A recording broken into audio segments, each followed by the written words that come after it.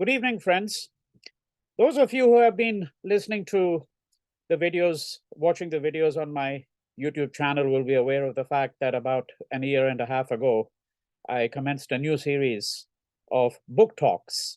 It's been a great pleasure doing them, and I expect to continue doing more of those book talks over the course of the next couple of years.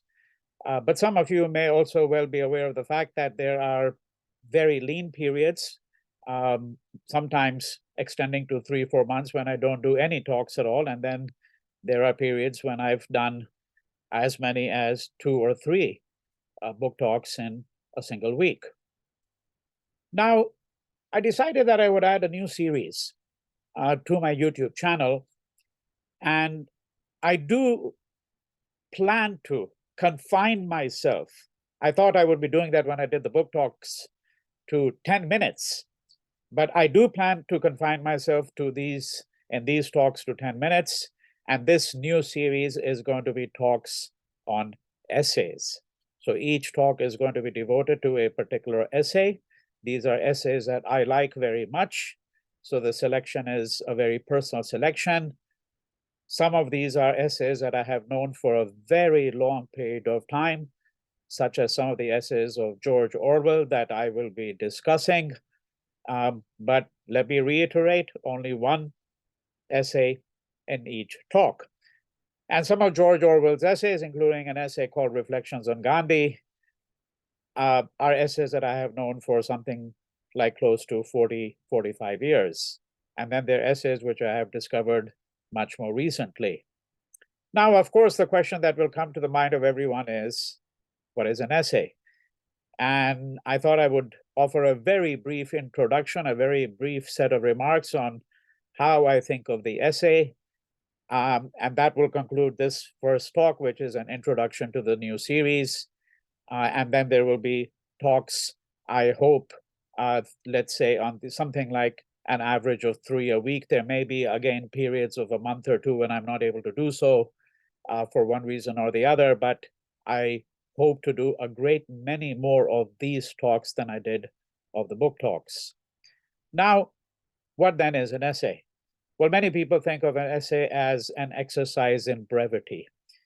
And indeed it is. I think that generally essays tend to be very brief. But some of you who are conversant with European literature, particularly literature in the English language, going back to the 17th century to the 18th century, and even the 19th century, will be aware of the fact that there have been massive, voluminous works which have borne the title an essay. The most obvious example would be, of course, something like John Locke's An Essay Concerning Human Understanding, as well as Thomas Malthus's An Essay on the Principle of Population. These are the titles that they gave to their works. There's, of course, also essays by David Hume, some of which indeed are very lengthy. But when we think of an essay, we generally do think, as I had mentioned, of a piece of writing, generally an opinionated piece of writing. And when I say an opinionated piece of writing, this gives us some hint of what the essay is, that unlike, let's say, the scholarly work, which is often weighed down by a huge paraphernalia, especially in the very good works, or let's say works that are authoritative, it is weighed down by a paraphernalia of things like footnotes or endnotes and bibliographies. Right? The writer is thinking of something and they feel compelled to offer evidence. Well, an essay is, Dr. Johnson in the 18th century said, Samuel Johnson, a loose sally of the mind. And the word, of course, essay comes from the French language. And we know that perhaps by common consent, at least I think in the Western world, the greatest essayist, the person who actually perhaps originated this genre of literature that we call the essay, was Montaigne. And so this word essay is from the French infinitive essayer, to try or to attempt. And what Montaigne argued was that his essays were a trial or an attempt to offer a set of thoughts on something that he found interesting, right? And this could be a set of essays on friendship. It could be essays. Some of you might remember that he wrote an essay on cannibalism, right? But very often, writers pick, particularly from that period of time, from the 16th century, 17th century, down to even the 19th century, they would pick topics such as honesty, vice, virtue, right? Prudence, foresight. And then you started to getting essayists who would start talking about a great many other things, including objects. So, for example, you write an essay on a pencil or a pen or a paperweight, right? So what then is an essay once again? Well, one thing that I've suggested is that an essay is very much something that is shaped, a piece of writing that is shaped by the opinion of the writer, which is not to say that opinions may not, in fact, also be arguments proceeding in a certain kind of logical fashion. But often the essayist takes the liberty, as you may not do so in a scholarly work generally, takes the liberty to actually wander off, to meander off, right? So think of a a river, and then you get these little streams, little rivulets, right? Diversions. And that, in some respects, some essayists would argue, is actually intrinsic to the character of the essay, right? So we can think of an essay then as a certain genre of literature, a form of literature. And again, when I say literature here, we're reading literature very broadly, because clearly somebody could write an essay which could be a kind of a scientific essay, let's say on the planetary system or on the stars, or on biodiversity, right?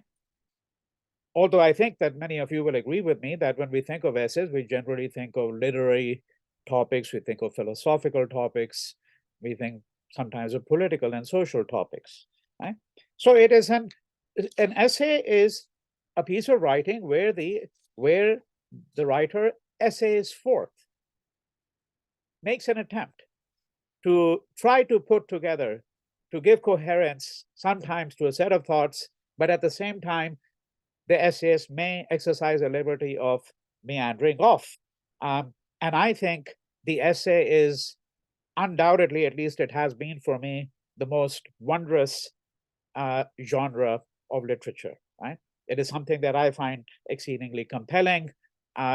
Essays come in various shapes and sizes, as I've already suggested to you. There are essays by Francis Bacon, some of the first essays in the English language, really, essays by Francis Bacon, which are only a page and a half in length. And then again, as I said, we have the essays of people like John Locke, which can run to several hundred pages.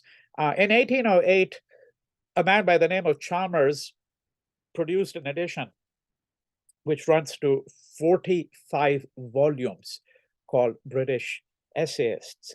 And for those who have grown up with the English language, you will recognize, of course, you will not find George Orwell or E.M. Forster, to take two examples of 20th century English novelists who were also very, very eminent essayists. You will not find them represented, obviously, in this 1808 selection of British essayists.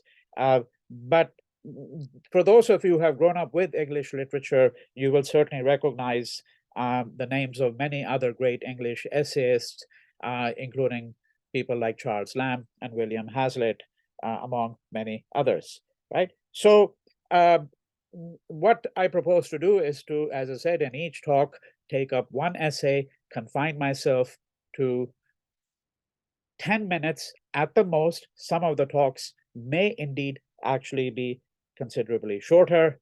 And my reason for undertaking this is that I think that often A short essay can deliver an enormous body of thought, right? Because the essayist is thinking of delivering a certain set of ideas which he hopes will register quickly, right? You read something over the course of half an hour, and the more weighty essays will then linger on in your mind for years. Thank you.